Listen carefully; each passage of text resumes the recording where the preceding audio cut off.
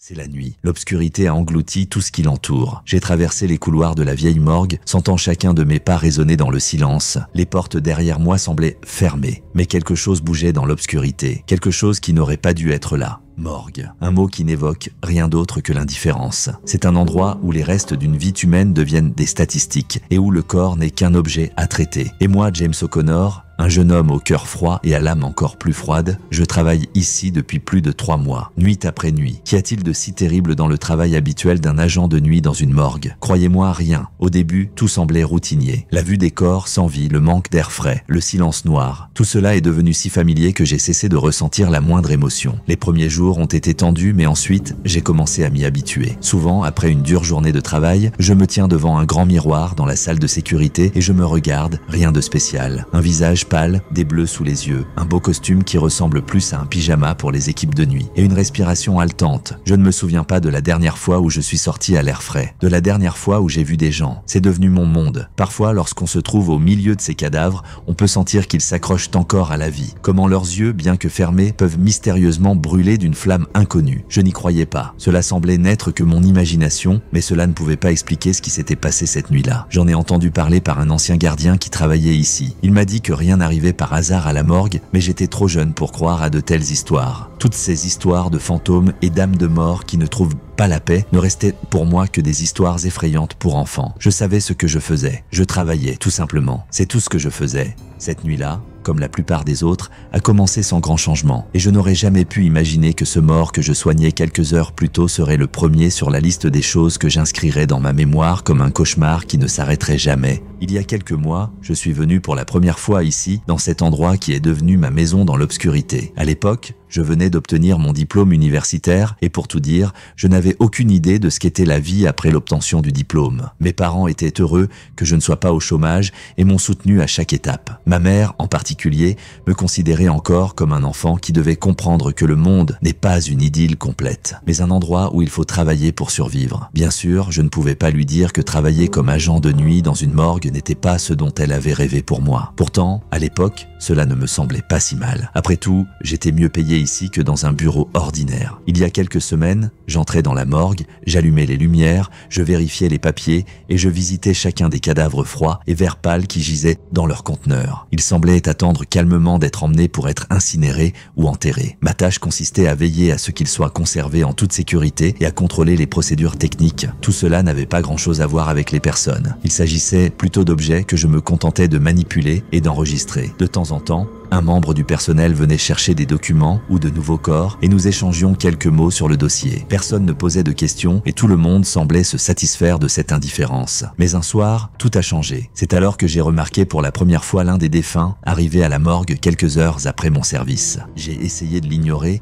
mais plus je restais près de son corps, plus cela me dérangeait. J'étais suffisamment expérimenté pour savoir qu'après la mort, le corps ne montre généralement aucun signe de mouvement ou de changement. Mais lorsque j'ai ouvert le conteneur, j'ai vu que son bras gauche s'était légèrement écarté de la position dans laquelle je l'avais laissé. J'ai d'abord pensé qu'il s'agissait d'une simple erreur de ma part, parce que j'étais fatigué. Mais quelque chose en moi a murmuré que ce n'était pas un simple accident, que cet homme était différent. C'est alors que j'ai réalisé pour la première fois que tout ce que j'avais connu jusqu'alors n'avait plus d'importance. C'était plus qu'un sentiment étrange. C'était comme une question froide et vague qui résonnait dans mon esprit, ce qui la rendait encore plus effrayante. Dès que j'ai remarqué que la main du mort avait changé, j'ai essayé de me forcer à ne pas y penser. J'ai simplement fermé le récipient et j'ai continué à travailler. Mais cela ne m'a pas apporté la tranquillité d'esprit. Mes pensées ont commencé à tourner autour d'une seule idée. Et si la mort n'était pas la fin? Rien de ce que je voyais n'avait d'explication. Il ne s'agissait pas d'une simple hallucination, mais d'une présence physique réelle qui devenait de plus en plus réelle à chaque instant. Le sentiment que quelque chose n'allait pas devenait insupportable. Le corps de l'homme n'a pas seulement réagi à mon contact, il a changé. Et si je voyais cela, que pouvait-il bien y avoir d'autre ici? Je décidai de poser la question à l'officier supérieur de service, Thomas, qui travaillait ici depuis plus de 10 ans. Il était ferme et calme, comme un homme qui ne croyait pas aux superstitions mystiques et ne se permettait pas de perdre du temps avec de telles absurdités. Ce n'est que de la vanité, m'a-t-il dit lorsque je lui ai parlé des changements étranges que j'avais remarqués. Vous n'imaginez pas le nombre de fois où j'ai entendu ces histoires d'horreur de la part de débutants. Tout le monde pense que les corps peuvent revenir à la vie parce qu'ils croient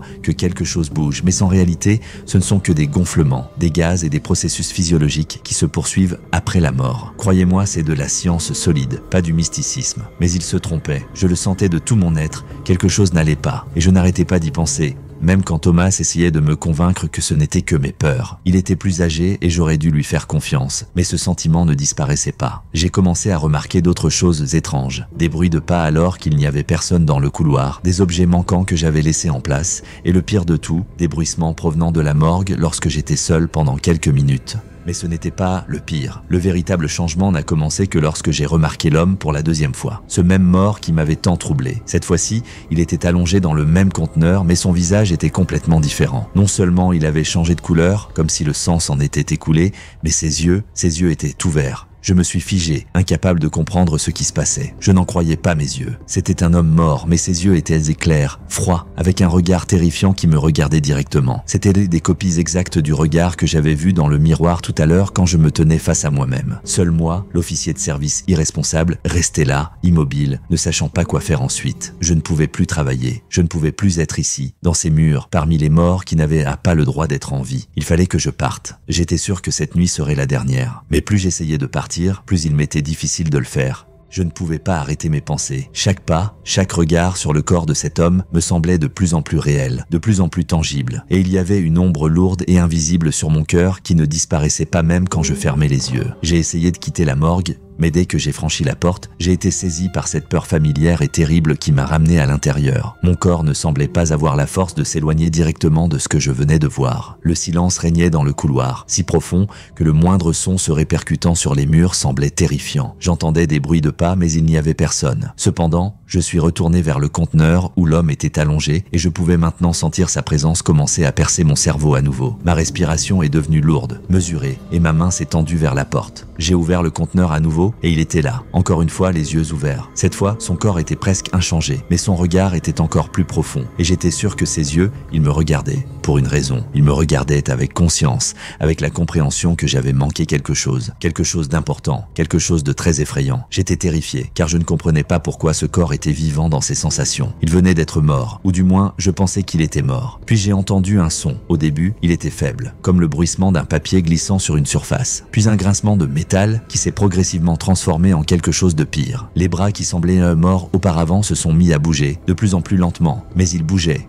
Mes jambes ne voulaient pas céder. Je suis resté là, comme un homme envoûté, ne sachant pas si je pouvais le supporter. Pouvais-je le supporter? C'était comme si le corps de l'homme essayait de se lever, et je ne savais pas si c'était juste ma perception ou si c'était réel. Je sentais des sueurs froides apparaître sur mon front, et mon cœur battait la chamade comme s'il allait s'envoler de ma poitrine. Pourquoi cela se produit-il? Que dois-je faire? Soudain, j'ai entendu une voix, silencieuse, à peine audible, mais reconnaissable. Non, ce n'était pas une voix ordinaire, c'était un murmure provenant du conteneur, de l'homme lui-même. Il n'avait pas de lèvres, sa bouche était bloquée par la perte, mais je pouvais entendre ces mots. C'était comme respirer dans un lieu mort, comme des mots chuchotés venant des profondeurs. Je ne pouvais pas les comprendre, mais je sentais que chaque mot s'adressait directement à mon âme. Ma première réaction a été de m'enfuir, mais mes jambes ne m'écoutaient non plus. J'ai essayé de le repousser, mais à ce moment-là, j'ai senti la froideur qui me transperçait de l'intérieur s'intensifier. Mon esprit a perdu l'équilibre et je n'ai plus compris ce qui était arrivé à cet homme. Je ne comprenais pas pourquoi son corps n'était pas mort, pourquoi il ne restait pas simplement recueilli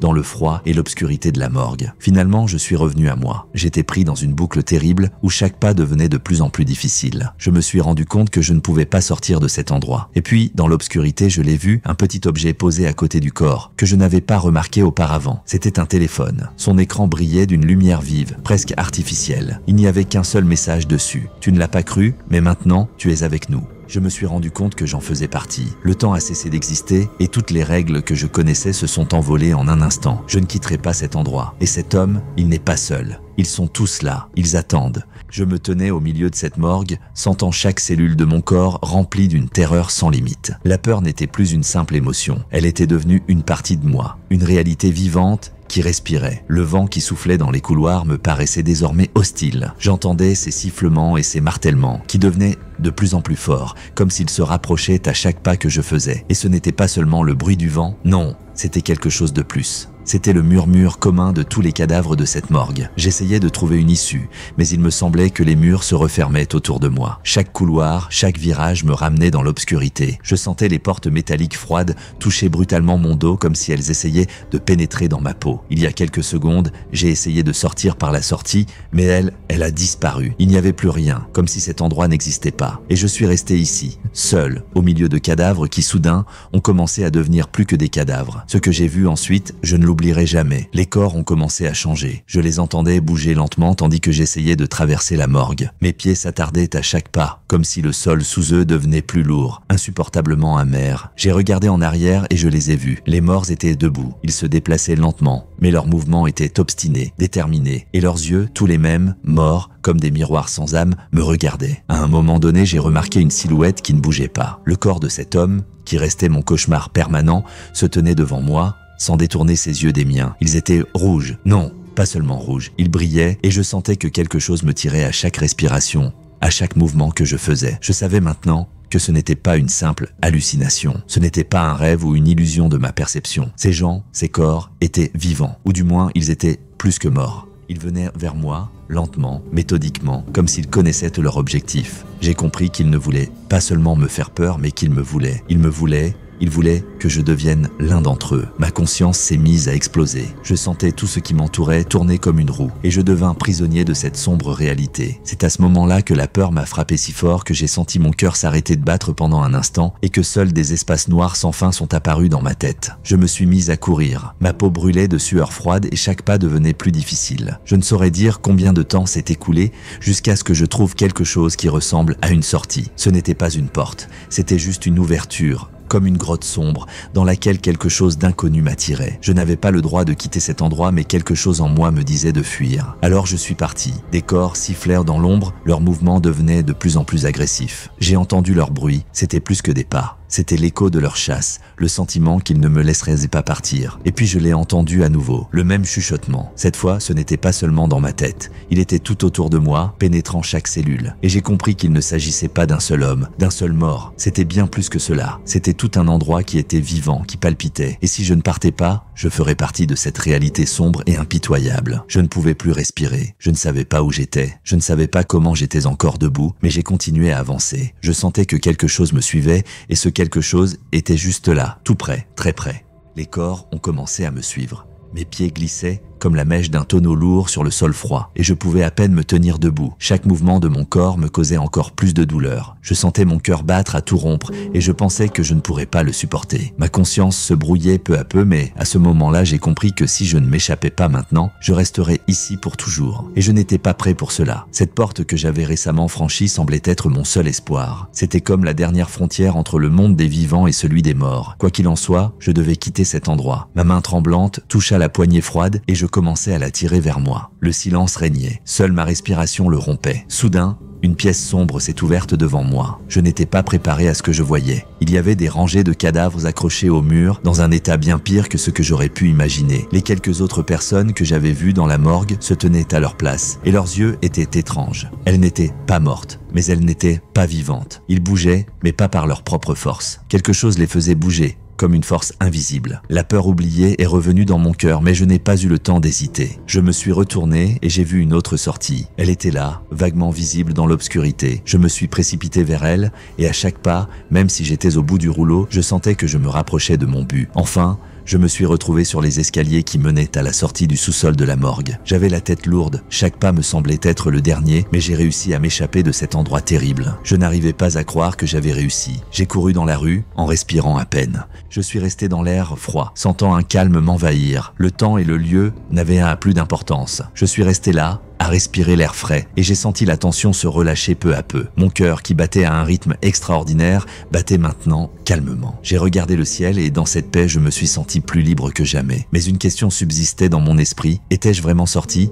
La journée s'est écoulée, mais je ne me suis pas senti libre. Ce qui s'est passé à la morgue est restée en moi comme une ombre qui ne me quitte pas. Je me réveillais chaque nuit à cause des cris, des images horribles de cadavres qui me hantaient. Les rires que j'ai entendus dans cet endroit n'ont pas quitté mes oreilles. J'ai essayé de reprendre une vie normale, mais en vain. La plupart des gens ne remarquaient même pas mon état, mais je savais que je ne serais plus jamais la même. J'ai commencé à remarquer des choses étranges autour de moi. Par exemple, lorsque je rentrais chez moi le soir, je sentais toujours le regard de quelqu'un sur moi. J'entendais quelqu'un chuchoter, mais je me retournais et il n'y avait personne. Je faisais attention à chaque mouvement, à chaque bruit. De temps en temps, j'avais l'impression d'être de retour à la morgue, dans ce monde terrible où la vie et la mort ne faisaient qu'un. Et bien que j'ai quitté physiquement cet endroit, mon esprit y était toujours. Et puis, un jour, lorsque j'ai vu une annonce concernant l'ouverture d'une nouvelle morgue dans le même quartier, mon cœur s'est serré. Je ne comprenais pas si c'était une simple coïncidence ou si l'un des morts que j'avais vus essayait de me retrouver. Je n'échapperai peut-être pas à cette horreur. Peut-être n'est-ce que le début de mon véritable cauchemar. J'entends encore ce rire. Parfois, il me semble si proche que j'ai peur de regarder en arrière, car je sais que je ne serai jamais vraiment libre. Si vous êtes encore là, c'est que l'obscurité ne vous a pas effrayé. Mais ce n'est que le début. Si vous avez aimé cette histoire, n'oubliez pas de regarder ma vidéo sur l'Amazonie maudite, où les gens disparaissent sans laisser de traces, et sur le mystérieux cimetière qui cache de terribles secrets. Et si vous êtes un vrai casse-cou, abonnez-vous tout de suite. Mais n'oubliez pas, il vaut mieux ne pas écouter certaines histoires avant d'aller se coucher.